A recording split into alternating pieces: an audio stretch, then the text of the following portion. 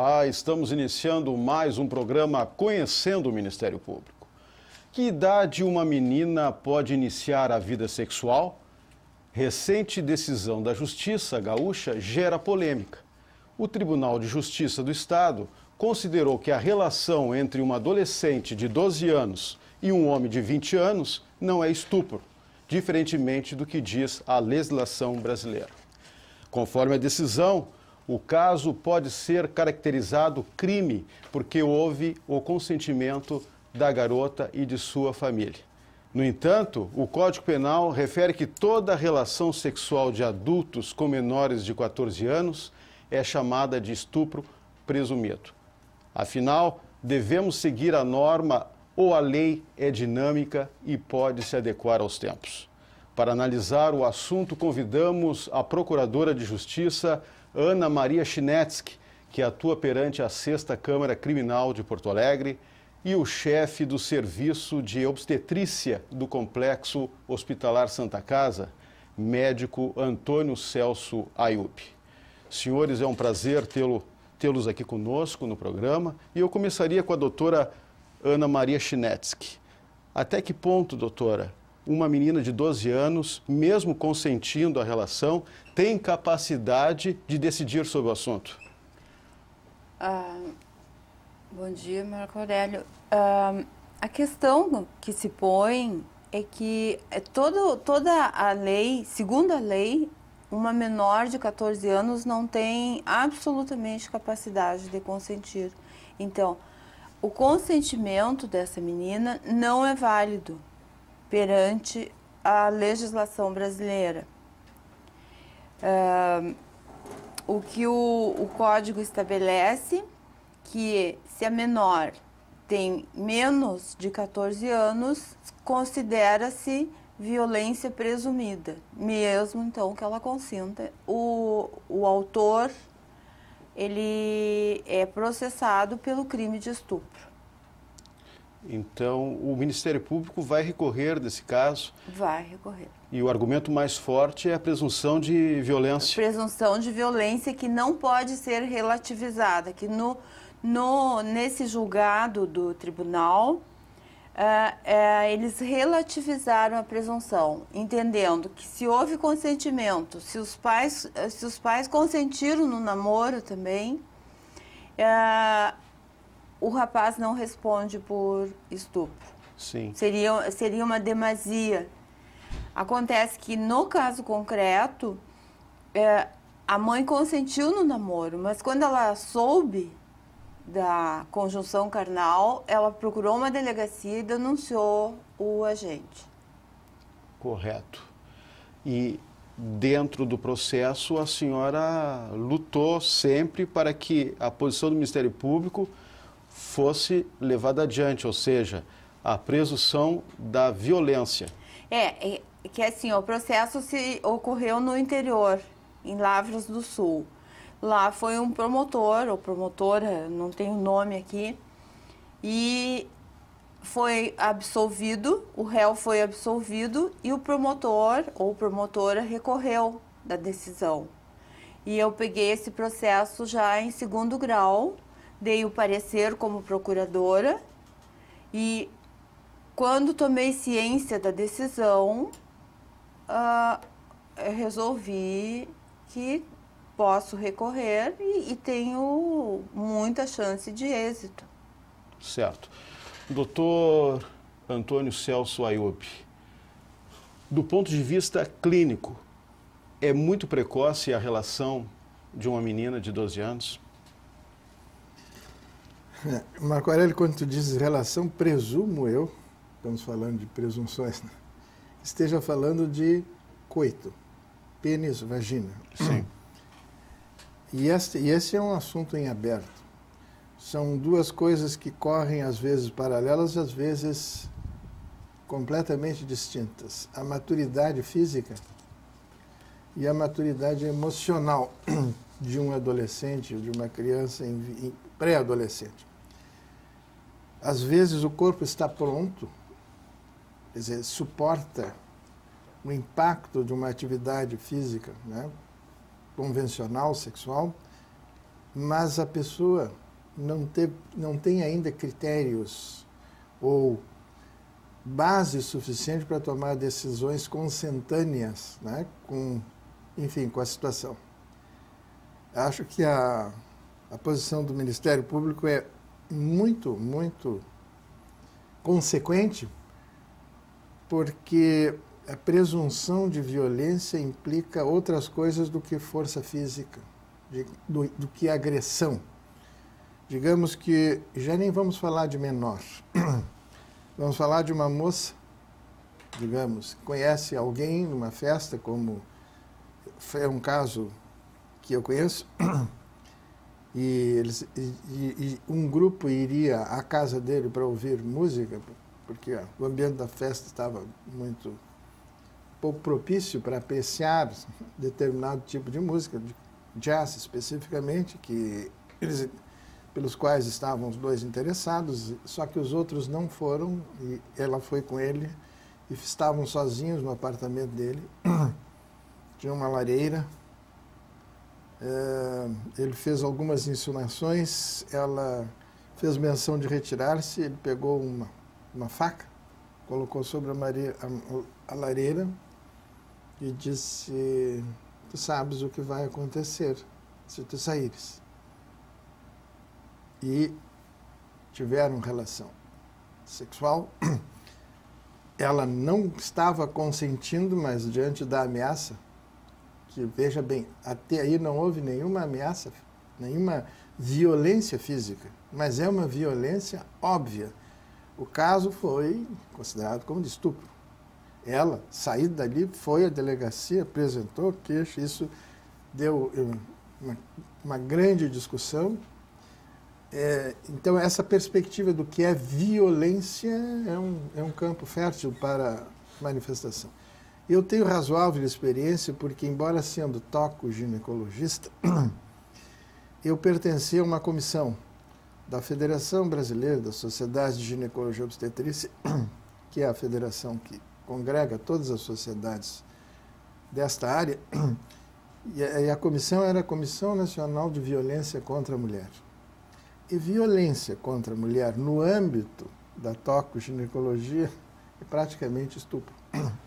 Até porque é uma das possibilidades de impunibilidade do aborto, que é vedado, exceto, são duas exceções, né, quando não houver outra forma de salvar a vida da gestante ou quando a gravidez resultou de estupro.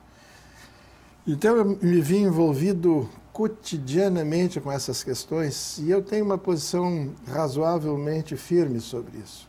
É muito perigoso para os operadores de justiça flexibilizar a lei. Eu não estou dizendo, eu não sou da área, mas eu acho perigoso no mínimo. Eu não me lembro há quanto tempo que a idade limite baixou de 16, era antes de 16, já baixou para 14.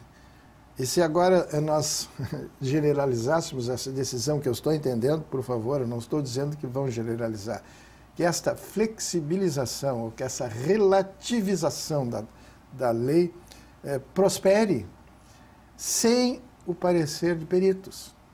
Quem sabe, em alguns casos, haja exceção, mas para fazer essa exceção seria preciso não o raciocínio lógico de julgadores, porque na área existem nuances muito grandes que sexólogos e terapeutas sexuais passam a conhecer.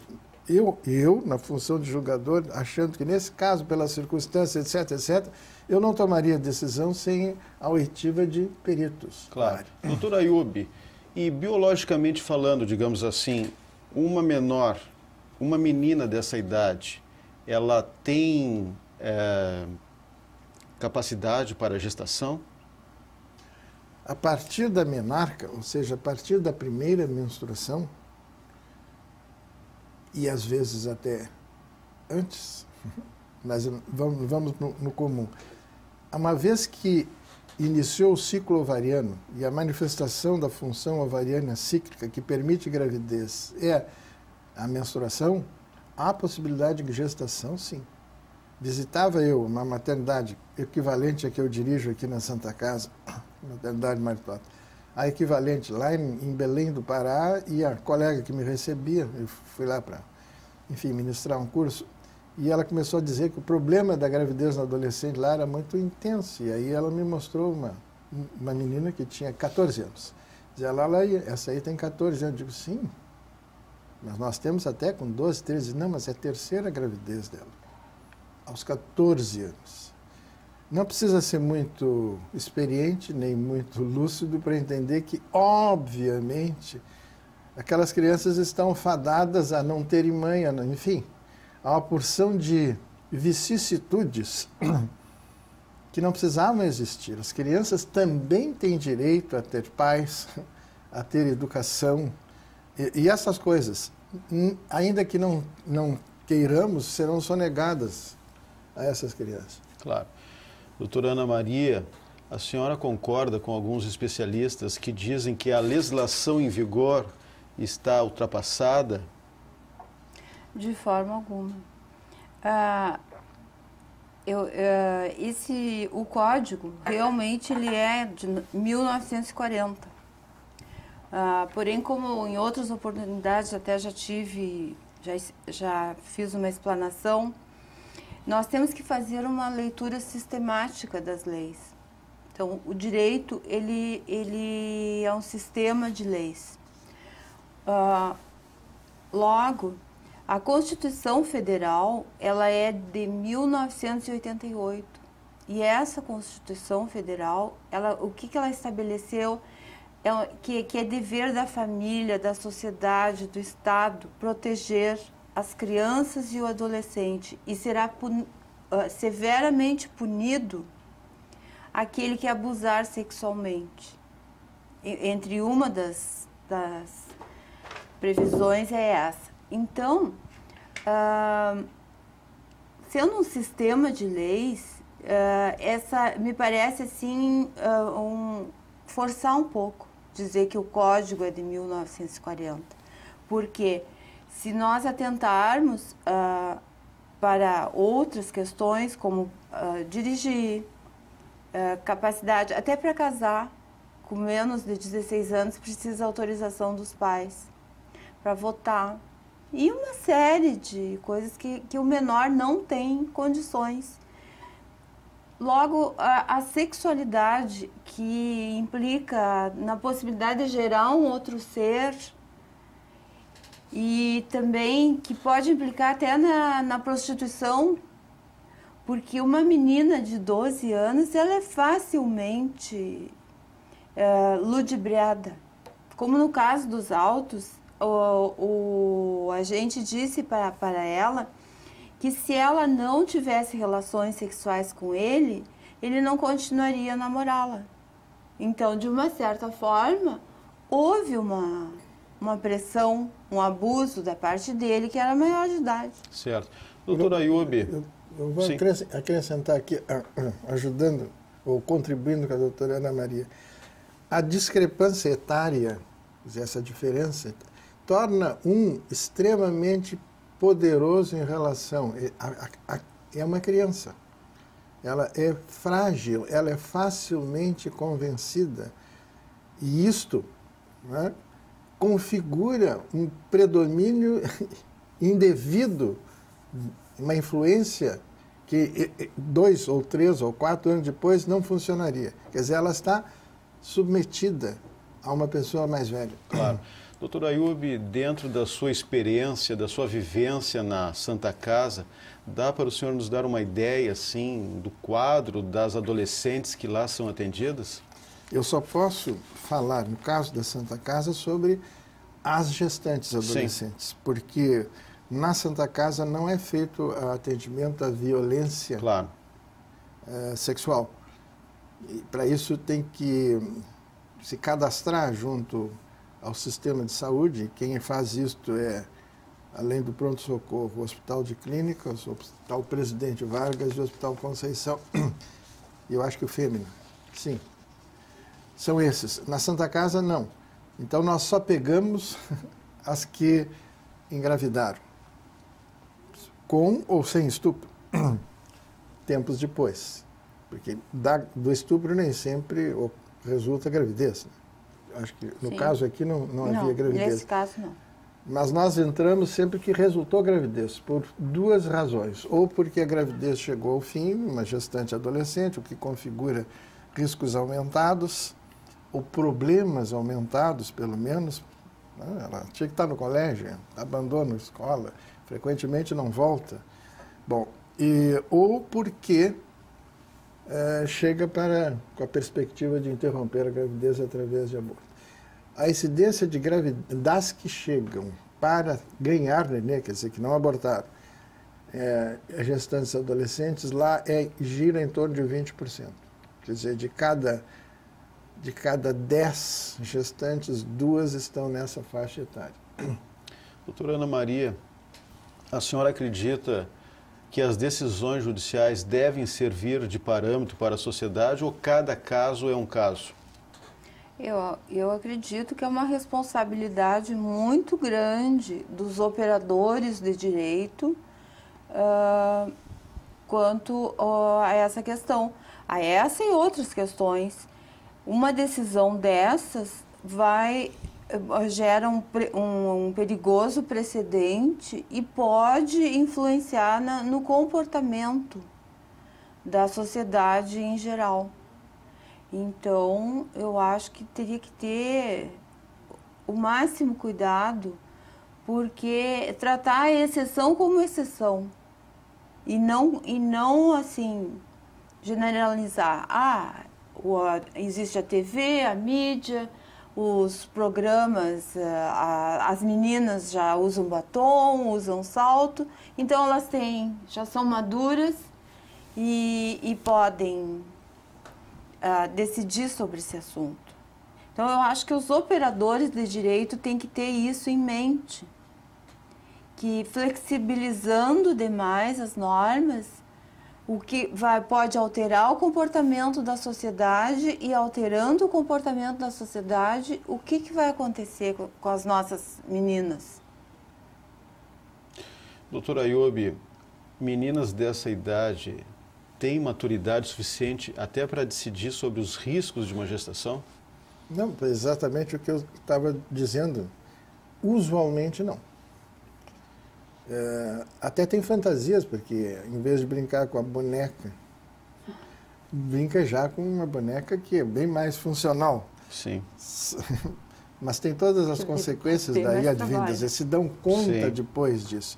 São crianças que ou são criadas pelas avós, ou por alguém que as recebe, porque as mães não, às vezes, entregam para a doação, né?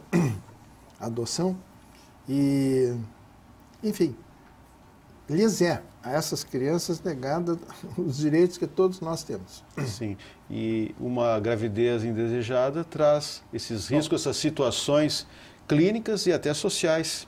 Pois falávamos que eu andei caravaneando pelo Rio Grande do Sul junto com o Ministério Público para a adoção dos gestores de saúde de planejamento familiar, exatamente por causa disso. Porque a gravidez nessa etapa da vida não tem resultado bom. Ou é uma criança que nasce e sem essas condições, ou é uma gravidez complicada, ou aborta, ou entrega para adoção. Quer dizer, as alternativas não são boas. Sim. Portanto, não estão realmente em fase da vida procriativa.